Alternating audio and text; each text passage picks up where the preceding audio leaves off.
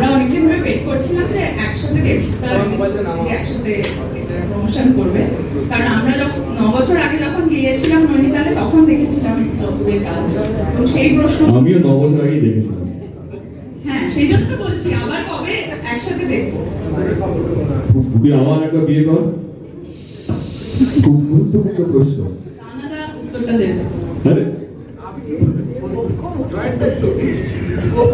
না, খুব ইম্পর্টেন্ট প্রশ্ন, মানে অনুষ্কারকে ধন্যবাদ। মানে আমরা এক্সপেক্ট করছিলাম যে প্রশ্ন কি আসতে পারে, অনেক বিতর্কিত। আজকে আমরা খুব পজিটিভ মাইন্ডে আছি, খুব নেগেটিভ কথা বলতে চাই না।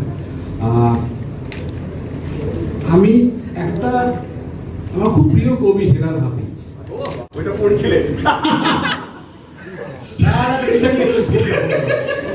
এখানে একটা কথা, একটা লাইন, মানে একটা বড় কবিতার একটা লাইন, এটা ছিল যে এক জীবনে কতটা নষ্ট হবে, এক মানবিক কতটা আর কষ্ট দেবে। কষ্ট হয়তো আর দেবে না, কারণ আমাদের জীবনটা নষ্ট হচ্ছে না। আমরা যেটা দেখছি যে আমাদের জগন্নাথ দেবীর আশীর্বাদ নিয়ে, জগন্নাথ দ্বৈতপতির পৌরোহিত্যে আমাদের মুহূর্ত হয়েছিল। তারপরে তার থেকে বড় হচ্ছে এই যে আমাদের দর্শক, দেব শুভশ্রী ফ্যান, তাদের এতদিনকার যে অপেক্ষা এবং তাদের একটা প্রার্থনা, তাদের প্রেয়ার্সে ছিল ধূমকেতু, ঠিক আছে?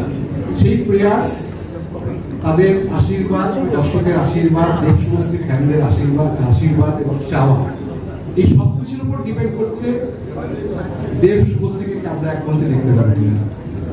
যদি সব দর্শক বলেন, চান, আহ্বান করেন, ঠাকুরের কাছে প্রার্থনা করেন, ম্যানিফেস্ট করেন, আজকের দিনে ম্যানিফেস্ট করে একটা কথা উঠেছে, ম্যানিফেস্ট করেন, তাহলে উইন্টার ইজ দেয়ার। স্প্রিং এর খুব বেশি দেরি আছে আমি জানি না, অপেক্ষা করুন। আর আমার কাছে এইটুকুই উত্তর দেওয়ার আছে, বাকিটা যে মহাদেব, যে সব প্রবলেমের সলিউশন করতে পেরেছে, দেব আজকে মহাদেব হয়ে গেছে ধূমকেতুর, সবকিছু তার হাতে।